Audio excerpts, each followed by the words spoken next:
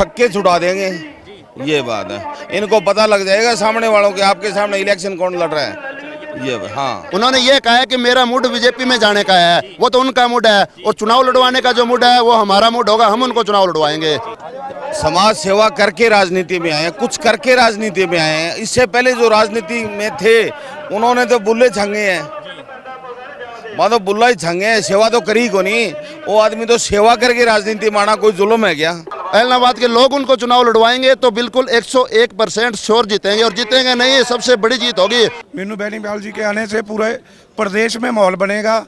आज आप देख रहे हो कि हजारों गाड़ियां और कई हजार लोगों की तादाद है जो भाई साहब के चाहने वाले हैं, उनके साथ आज यहाँ पहुँच रहे हैं। कप्तान साहब के आने के बाद हमारे जो एक तो सेम की बहुत बड़ी समस्या थी, वो ट्यूबवेल लगवाने का बहुत बड़ा बजट लेके आए हैं, और हर गांव में वो समस्या धीरे धीरे खत्म हो रही है।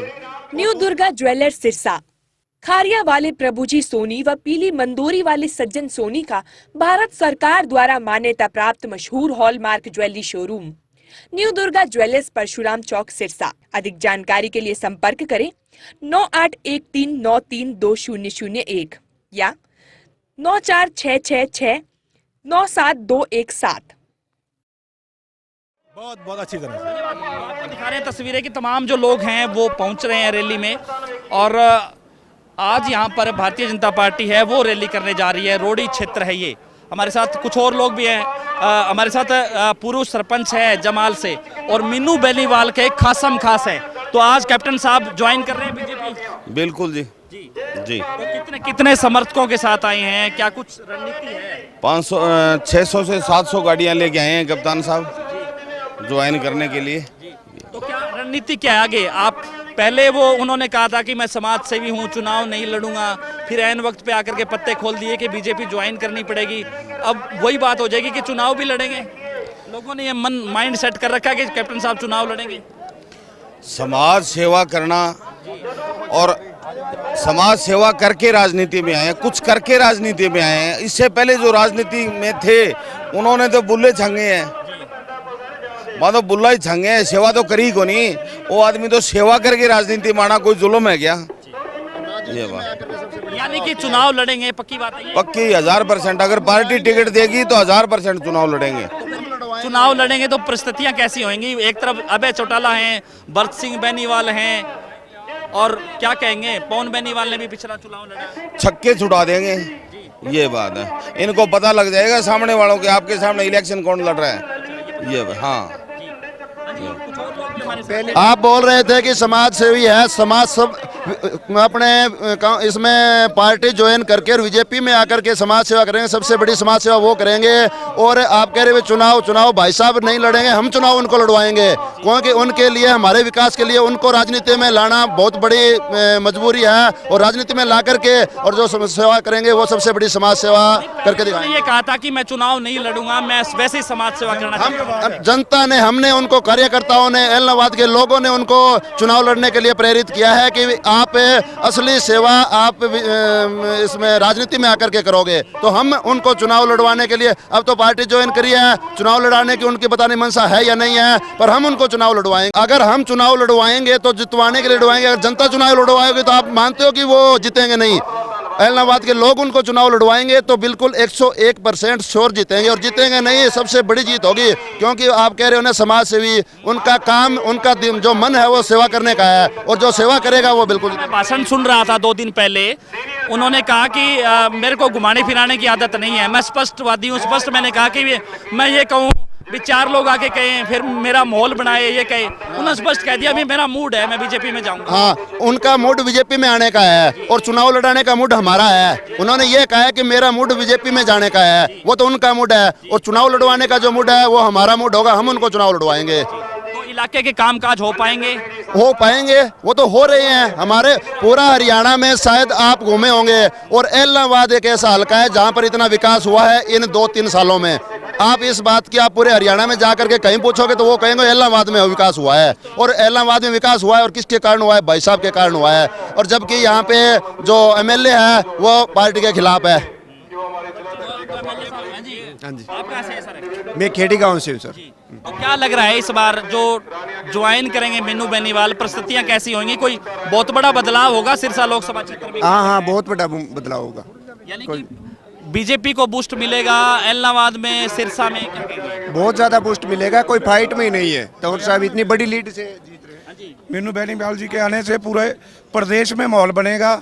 आज आप देख रहे हो कि हज़ारों गाड़ियां और कई हज़ार लोगों की तादाद है जो भाई साहब के चाहने वाले हैं, उनके साथ आज यहाँ पहुँच रहे हैं। और इलाहाबाद विधानसभा में भाई साहब ने पहले समाज सेवा के नाते गाँव के विकास करवाए हैं, गौशाला के, या चाहे मंदिर की बात है, गुरुद्वारा की बात है, बहुत से काम हुए हैं। मेरे गांव मल्लेका में भी तकरीबन 1.5 करोड़ रुपया तो भाई साहब ने जोड़ के लिए दिया है। एक सुंदरीकरण बन रहा है और गांव की गलियां देखें तो ऐसे लगता है कि जैसे फॉरेन की गलियां हो।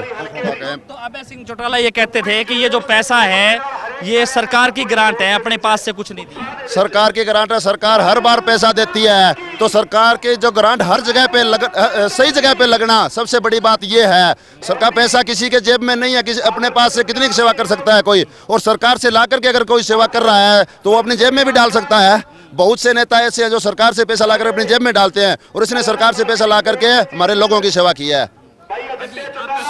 सबको साथ लेकर चलने वाले हैं भाई साहब। कोई किसी का वो नहीं है कि भी अपने अपने बंदों का काम होगा और किसी का नहीं होगा। सबको साथ, सबका विकास मानता है।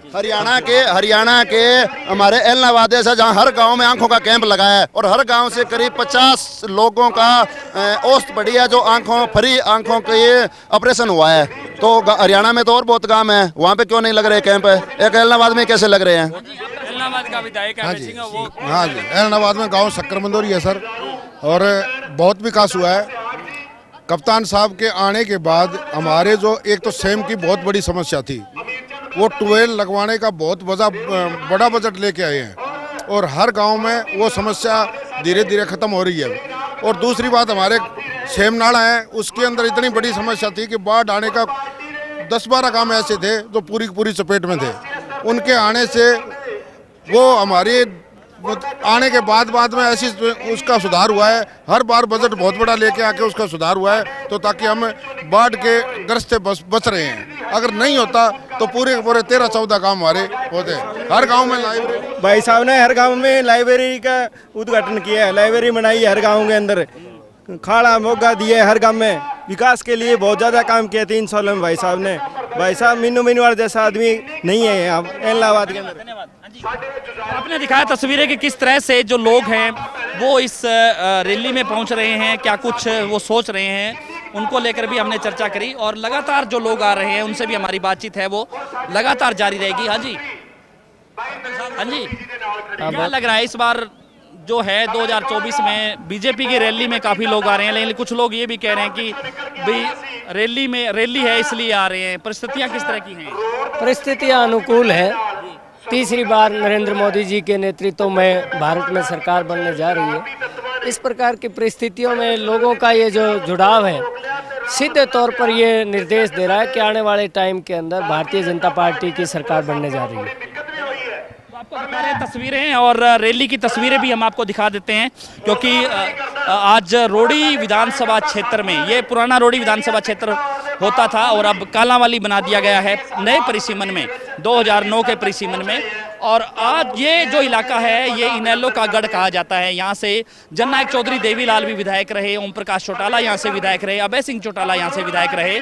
और लगातार जो है अब परिस्थितियाँ किस तरह की हैं उनसे हम जो है रूबरू हो रहे हैं कि इस रैली में किस तरह के लोग हैं वो आ रहे हैं। आपको दिखा रहे हैं तस्वीरें, ये जो मेन गेट है जहाँ से रैली की जो मेन एंट्री है हो रही है, और अभी जो है मुख्यमंत्री है वो नहीं पहुँचे हैं, और लोग हैं वो इस रैली में आ रहे हैं। किस तरह से उनकी जो है चेकिंग करने के बाद ही वो रैली में पहुंच रहे हैं। और रैली के अंदर की तस्वीर भी हम आपको दिखाएंगे। और आज इस रैली में मैं आपको भी दिखा दूं कि किस तरह से जो लोग हैं, क्योंकि मीनू बेनीवाल है वो आज ज्वाइन कर रहे हैं भारतीय जनता पार्टी, और इस तरह के जो वॉलंटियर्स हैं, जो युवा हैं, ये मीनू बेनीवाल की जो टी-शर्ट्स पहन करके काफ़ी संख्या में जो लोग हैं वो यहाँ पर पहुँच रहे हैं। तो ज़्यादा से ज़्यादा इस वीडियो को आप शेयर जरूर कर दीजिए, और कमेंट सेक्शन में आप अपनी राय जरूर दीजिए कि इस पूरी वीडियो को लेकर के आप क्या सोचते हैं। बहुत बहुत शुक्रिया।